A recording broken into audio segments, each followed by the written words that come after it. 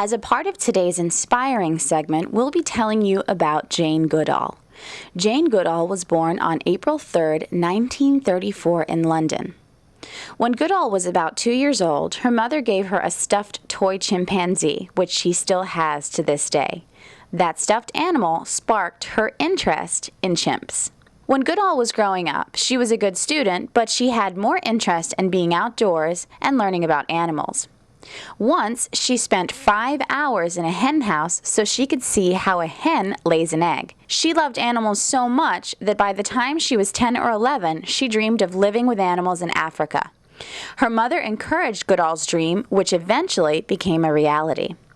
When Goodall was 18, she completed secondary school and started working. She worked as a secretary, a waitress, an assistant editor in a film studio, trying to save enough money to make her first trip to Africa. Jane finally went to Africa when she was 23 years old. In 1957, she sailed to Mombasa on the East African coast, where she met anthropologist Leakey, who later became her mentor. In Africa, Leakey and his wife Mary discovered what were then the oldest known human remains. These discoveries supported Leakey's claim that the origins of the human species were in Africa, not in East Asia or Europe as many had believed. In July 1960, 26-year-old Jane Goodall set out for the first time for Gombe National Park in southeastern Africa to start a study of the chimpanzees that lived in the forests along the shores of Lake Tanganyika. She had little formal training, but still she brought with her her love of animals, a strong sense of determination, and a desire for adventure.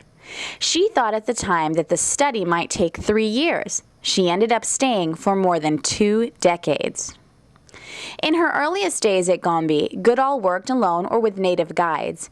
She spent long hours working to gain the trust of the chimpanzees, tracking them through the dense forests and gradually moving closer and closer to the chimps until she could sit with them, a feat that had never been achieved by any other scientist. Her patience produced an amazing set of discoveries about the behaviors and social relations of chimpanzees. Up until then, chimpanzees had been thought to be violent, aggressive animals with crude social arrangements. Researchers had given chimps numbers rather than names and had ignored the differences in personality, intelligence, and social skills that Goodall's studies revealed. Goodall showed that chimpanzees organized themselves in groups that had complex social structures. They were often loving and careful parents and also formed attachments to their peers. They hunted and ate meat, and they used simple tools, twigs or grasses that they stripped off of leaves and used to get termites out of termite mounds. This discovery helped force scientists to give up their definition of human beings as the only animals that used tools. In 1962, Leakey arranged for Goodall to work on a doctorate degree at Cambridge University in England. This would give scientific weight to her discoveries. In 1965, she became the 8th person ever to receive a doctorate from Cambridge University without having earned an undergraduate degree. By 1964, the Gombe Stream Research Center had become the destination of choice for graduate students and other scientists wishing to study chimpanzees or learn Goodall's methods. The general public was also learning about Goodall's work through a series of articles in the National Geographic magazine and later through National Geographic television specials. The 1970s saw changes in Goodall's understanding of the chimpanzees and in the way in which research was carried out at Gombe.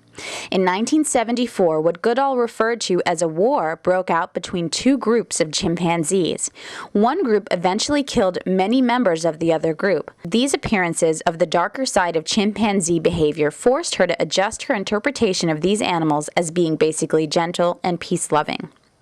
Later, Goodall turned her attention to the problem of captive chimpanzees. Because they closely resemble humans, chimpanzees have been widely used as laboratory animals to study human diseases. Goodall used her knowledge and fame to work to set limits on the number of animals used in such experiments and to convince researchers to improve the conditions under which the animals were kept. She also worked to improve conditions for zoo animals and for conservation of chimpanzee habitats. In 1986, she helped found the Committee for the Conservation and Care of Chimpanzees, an organization dedicated to these issues. She has even written children's books. For her efforts, Goodall has received many awards and honors, among them the Gold Medal of Conservation from the San Diego Zoological Society, the J. Paul Getty Wildlife Conservation Prize, and the National Geographic Society Centennial Award. In the year 2000, she accepted the third Gandhi King Award for Nonviolence at the United Nations. Much of Goodall's current work is carried on by the Jane Goodall Institute for Wildlife Research, Education, and Conservation. Goodall doesn't spend much time in Africa anymore, but she gives speeches throughout the world and spends as many as 300 days a year traveling. We hope you've enjoyed this inspiring segment. For Girl TV, I'm Charlotte. Bye.